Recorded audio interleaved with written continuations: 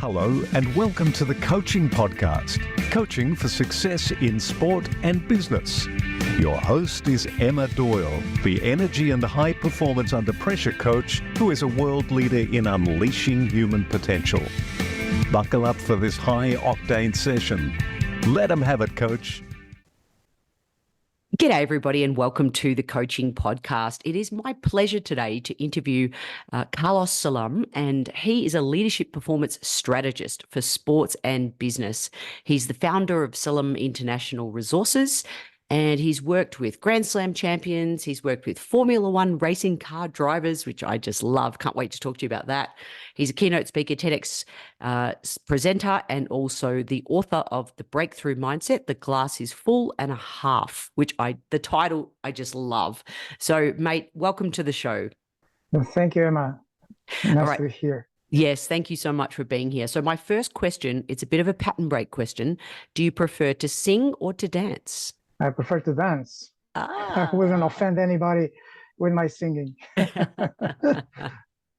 Fantastic. All right. Well, I'm going to flip a question that you love to ask of I know in previous episodes, I've listened to you talk, and you always ask athletes and business people, what makes you great? So I'm going to flip that question back on you, Carlos, from my opening line and ask you, what makes you great in what you do? Thank you. It's my curiosity, my passion for understanding. I really want to know what's behind someone's story, someone's way of presenting themselves in the world, or even their aspiration. Why do they want what they want, in service of what? And what would happen if they get it? In addition to the secret story, the origin of that passion, because I think that when I find something fascinating, that is my entry point to basically any activity, and especially in coaching. So the storytelling aspect of an individual, a company, the evolution of we were at a certain level, we want to get to another level, is where my curiosity is tickled. I deploy all my tools for understanding, and that's where this question gets deeper and deeper. Yeah. All right. Well, let's go there. Tell us the secret sauce in your origin story. I'd love to hear it. Well, I was born in a family of immigrants from Lebanon and France in Argentina. So it's a cauldron of cultures, and the two sides of the family were very aspirational, and they understood that education was their path forward. So everybody in my family got a university degree against all odds with great effort, and they got to shine in whatever they did. So that was a big imprint for me. But then my generation grew under a dark cloud of 17 years of military dictatorship. So from being trained for aspiration to someone telling you, no, if you don't think like me, you're not going to be able to do this, or forget any other growth other than what's dictated. That created a resistance in me, and I said, no, there has to be another way. So I latched on to entrepreneurs and people who had made their own way. That's how I found Dennis Van der Meer and Dr. Jim Lair, and I worked with them through tennis. Although I had studied 6 years of medicine, I'm almost a doctor, but I invested all that suspended knowledge into tennis as a passport to the world and as a tool of good, because the immediacy of teaching someone tennis or unlocking potential in a physical way, in a fun way, had tremendous power. Friendship can evolve, and friendships took me around the world and working with executives and other athletes other than tennis. Well, thank you for sharing that. What an interesting journey to have. You mentioned having this natural curiosity and wanting to really understand why things work the way they work, and then being told you had to do it a certain way. One of the things around communication that I'm super passionate about is how can we embed more curiosity within coaches rather than just sometimes coach the way that they were coached, or just telling somebody, hey, you should do it this way because that's what worked for me. What are your thoughts on that? I think that the trigger question, why not, is very important.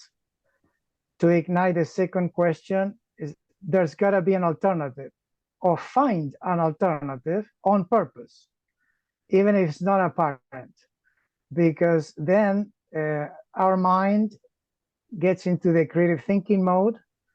And even if we are not very good at that skill at the beginning, the exercise, like any other skill, like tennis, a language, etc., starts to evolve, especially in conversation with others, peers, or even experts. No, so why not is very powerful.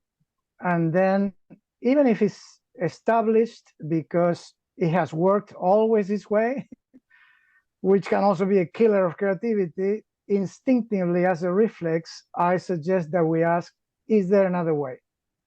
Because then that's why we might even find a competitive advantage that way. We might find that we're looking into a direction that no one has ever looked. So that could be also very beneficial.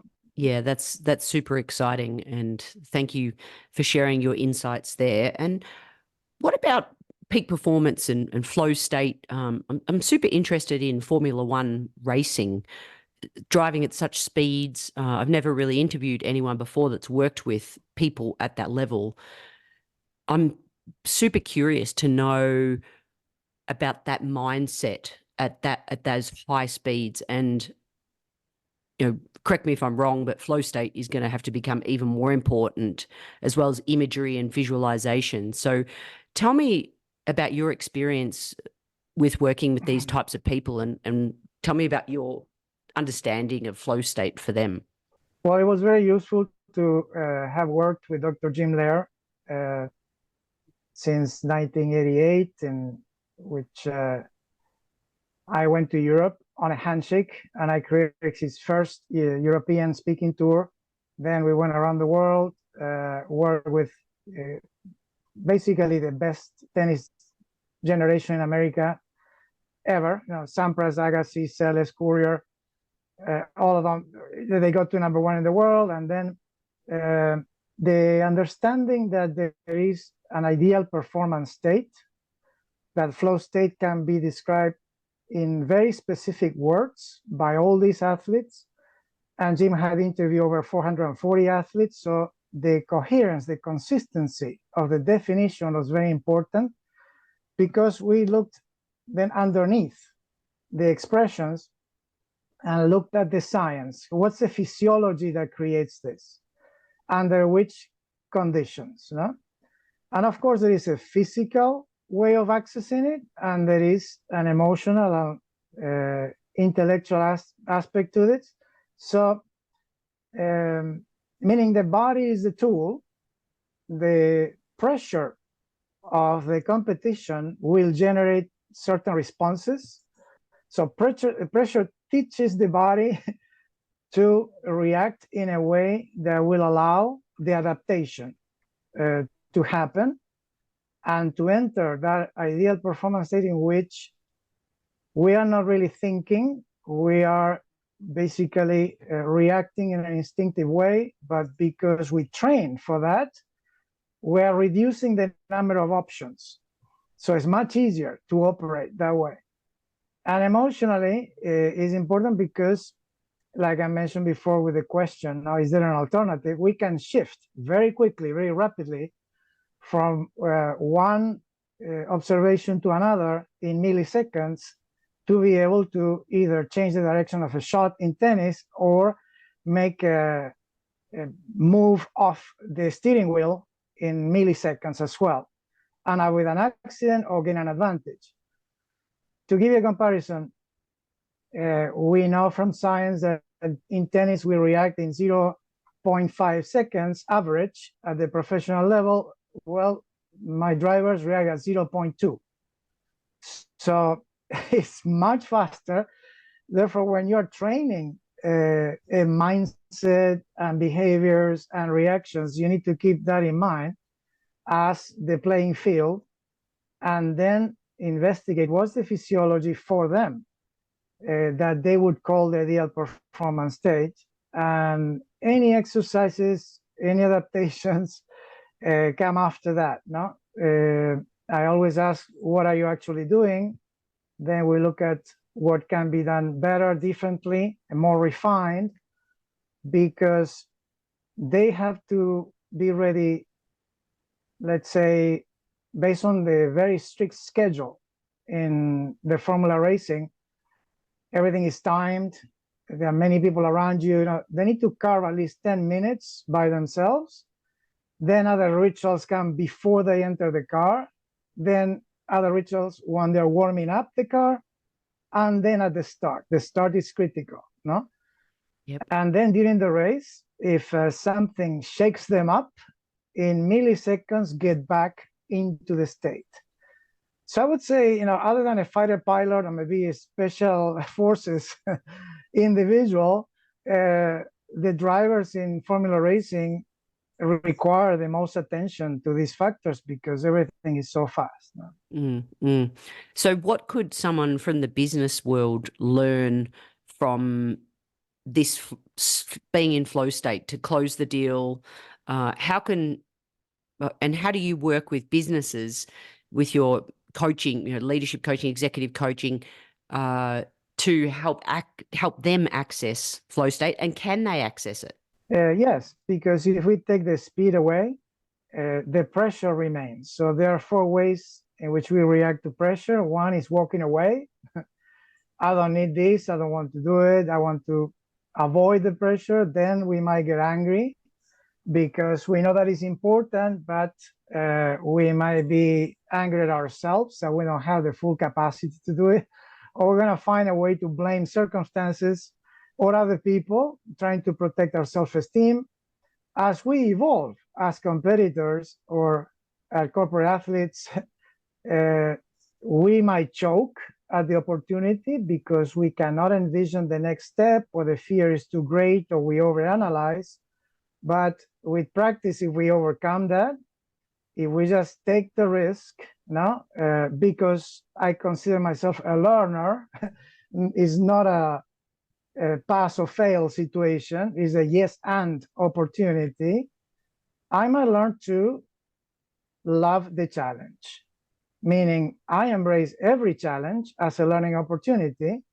Give me more challenges, because the most important way of learning, I will keep score, the boss will keep score, but in a way I'm demonstrating that I use the same athletic principles that are evident to everybody in a sports arena, because again, the body is the tool.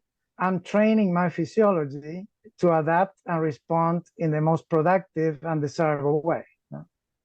Absolutely. So mental rehearsal, do you believe in it? Yes, it's essential. I tell especially the young drivers, the young tennis players, I'm working with triathletes at world-class level, you win before you win. And the purpose of everything we're doing is you are going to be the best under pressure. That seals the deal, because that takes away any particular belief aspect. I love the sentence that says, I don't need to believe, I have experience. So they need to experience it. Okay. And then the body tells them, yes, this is exactly how I need to feel to organize my thoughts and act accordingly. So when they are not feeling it very much, they can act the emotions, and then the thinking is clarified. So that's how mental rehearsal is so powerful. Probably you and I share maybe this ritual, no? Whenever they hire me to give keynote and the audience is going to be big, the space is going to be big. I said, I need to be there beforehand because I need to be in the space. I'm going to talk before I talk. They're going to win before they win. You know, I'm going to rehearse everything in my head, the way it's going to go. And then I just embody that. Yeah. You know? I let my physiology be in the same space. You know? I love one of my formulas I've shared on the podcast before is confidence equals time plus experience. And Right. you just summarized that beautifully. For me to feel that confidence, it's over time and plus the experiences that I have. And you mentioned there's no risk of failure because you just learn. You either win or you learn. Well, sometimes Exactly. you do both, of course. All right. Yeah. So in 1 to a maximum of 3 words, what do you think makes a great coach? First word is discernment. The second word is vision. And the third one is leadership. Discernment, because it's important, obviously, to analyze what is. We need to diagnose the situation. And is having really the ability to understand and judge the situation, the people, the context, so we can make a wise decision to help, to contribute. No? So it's the ability to sift through the amount of information that comes from the outpour of emotion from an individual or the divergent points of view from a group or the culture of the company. So what is the red thread? You know, what am I being called to do? What is my mission in this particular case? Because that would connect to vision, which is envisioning what can be. I am here to be a thinking partner. I am here to really provide direction, purpose, and motivation towards the desired outcome. I have to be a little bit ahead of the problem so we can design solutions, co-design them in groups. No? So there is a need for alignment towards the vision. The vision has to be compelling. So if the leader of the company or the coach or the athlete are not already there, I have to be there and tell them, look, I'm already on the top of the mountain. I can point to the stepping stones. You're going to be safe. And this is how it's going to happen, right? And finally, leadership is because we need to ignite with positive emotion, and we need to infuse positive emotion in the individual, in the group, so they trust the journey. Yes, they see the stepping stones. Now, step on them one by one. And this declaration that I made, you're going to be safe, it becomes real. I created an equation over all these years. Now, the trust is core, is CO to the cube, RE to the cube, because this leadership that a coach provides is communication that leads to cooperation, that leads to commitment, times reciprocity, that in groups is essential, but also in coach and trainee relationship. So it's not paternalistic. Reciprocity, results and rewards. No? So we're really fostering this collaborative spirit, even in a small group, like Jim Lear did so well when we were working together, and this was validated by 2 universities. The athlete, parent, coach relationship also falls into this category because there are duties and obligations and ways of communicating to break this situation in which the athlete is less and has to listen to these 2 voices or all this team is collaborative. That's a way that we have seen so much success. No?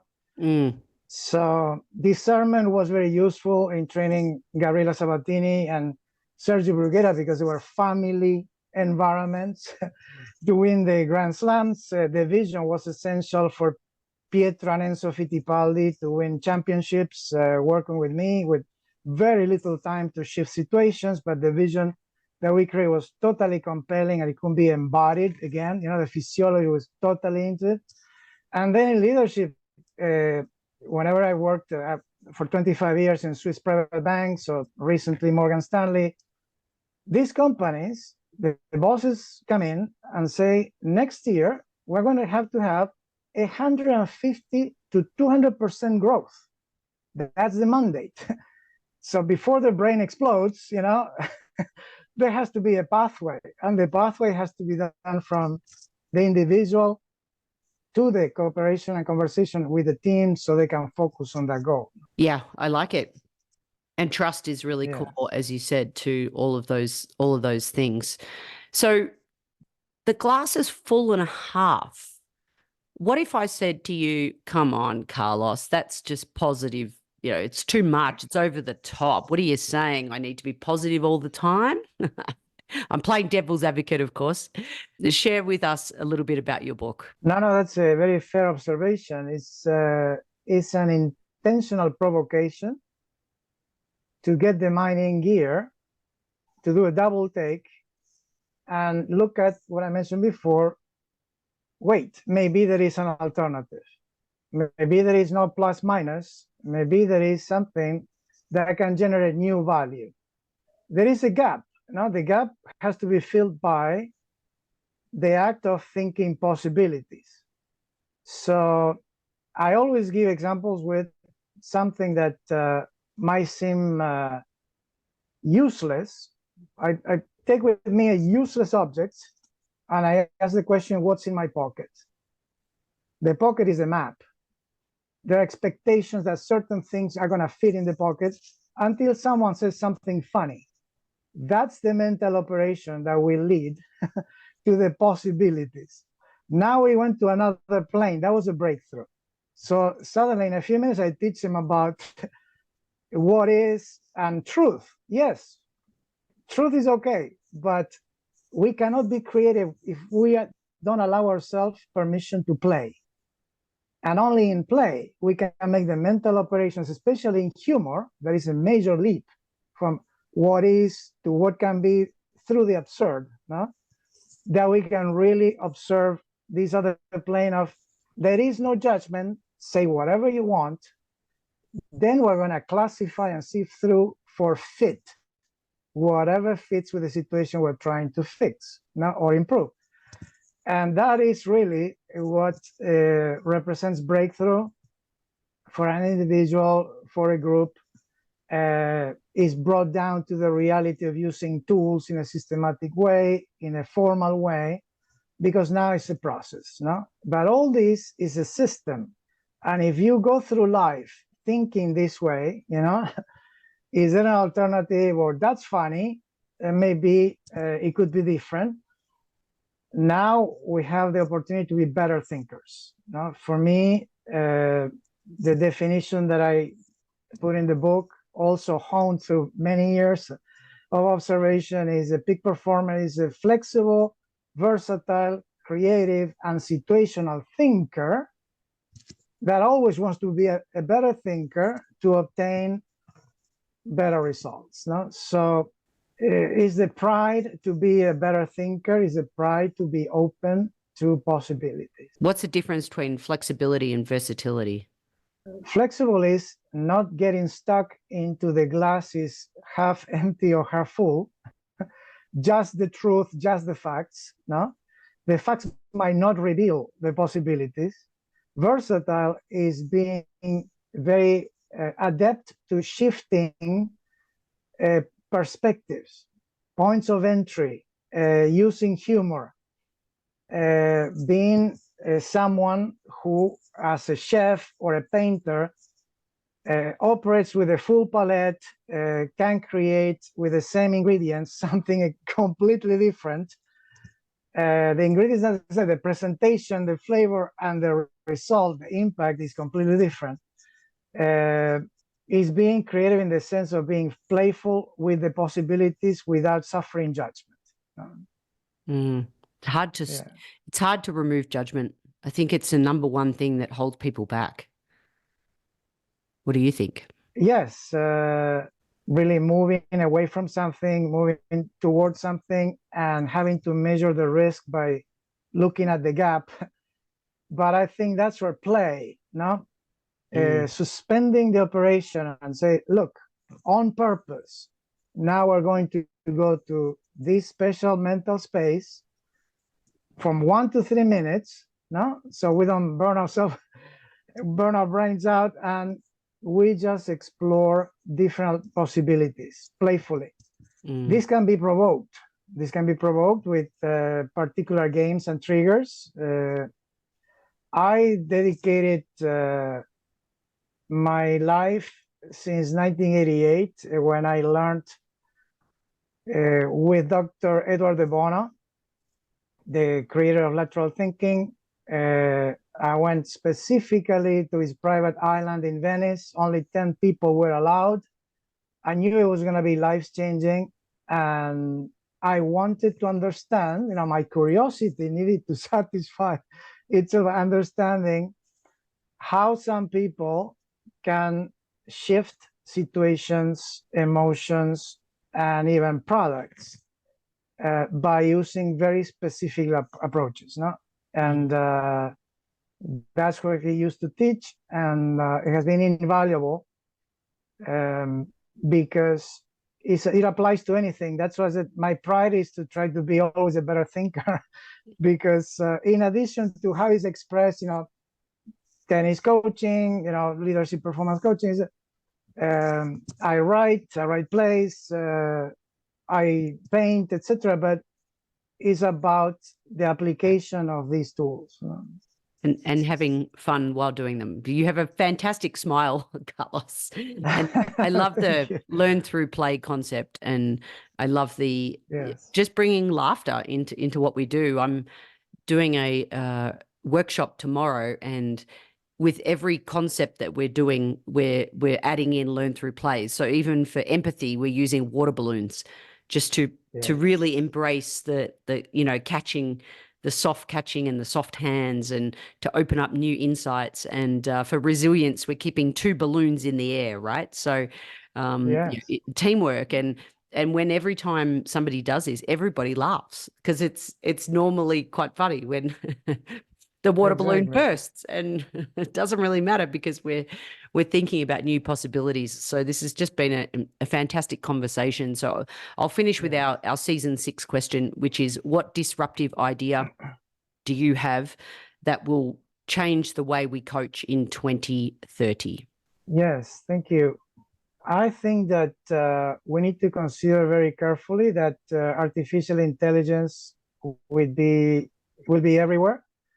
So I envision the use of AI to create the use of a collective ethical wisdom, the possibility of creating the universal mind, but with an ethical focus.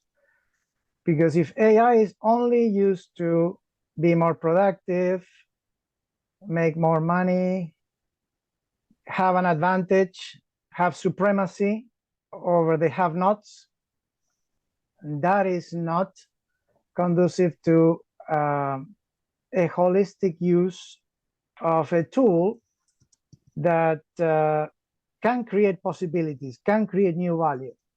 It will reduce value, and it will oppress.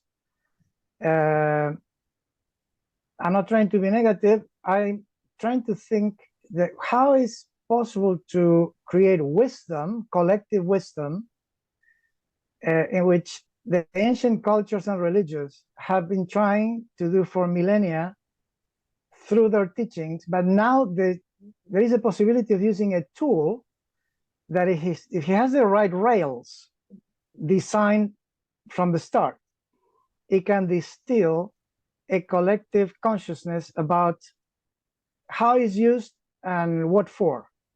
Also because it can answer the question, so they can, no? Or she. So in that he sense, or she. Right, exactly. So in a way, I want to do this. and I enter in the system, but then there would be a filter that has been agreed by all users that if you're using it this way, it will make sense. And the question would be, how is the world better because I get what I want, or because I create this product, or because I make this decision? And there is an appreciation of who benefits the most, who benefits less.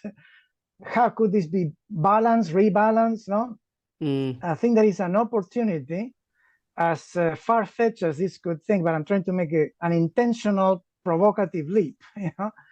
In which we're going to have the tools, but it's where we point the tools and what we expect to get out of the tools, but for the collective benefit of the universal consciousness, so the divisions that exist can be bridged. And if this is a tool for solutions, there are many more opportunities to use it beyond the existing political, religious, social, and economical factors. No? Yeah. And it will ultimately help us become better thinkers rather than just do the thinking for us. Yes. So instead of coaches being operators or being facilitators, coaches who embrace this direction and maybe participate in the creation of this opportunity by using the tool in this fashion can be the white knights in a way, It can be a leadership aspect of saying, we propose this, specifically. Yep. Fantastic. Well, it's been a pleasure in considering that you win before you win. Why not? Is there another way? I do have 2 pages of notes here. The active thinking possibilities with discernment, vision, and leadership, Carlos. Please, everybody, check out saluminternational.com. I'll put everything in the show notes if you'd like more information on how to get hold of a copy of his book. It's been a pleasure chatting with you, and big shout out to our friend Fernando Segal, who connected us and doing a great job with his conferences. So I'll put a link in for his next conference that's coming up as well. Thank you, Carlos. I appreciate you. Thank you, Emma. Great pleasure. All right. And everybody else, thank you so much for listening. The Coaching Podcast is sponsored by Transition Coach for Athletes, a global coaching, mentoring, and US college sporting scholarship placement service. The service helps athletes navigate the often challenging world of choosing your best college fit while maximizing sports performance. Visit www.transitioncoachforathletes.com. If you enjoyed this episode, please leave a rating review on your podcast listening device. And don't forget to tell a fellow coach about the show. The ball is in your court to take action and enjoy your coaching.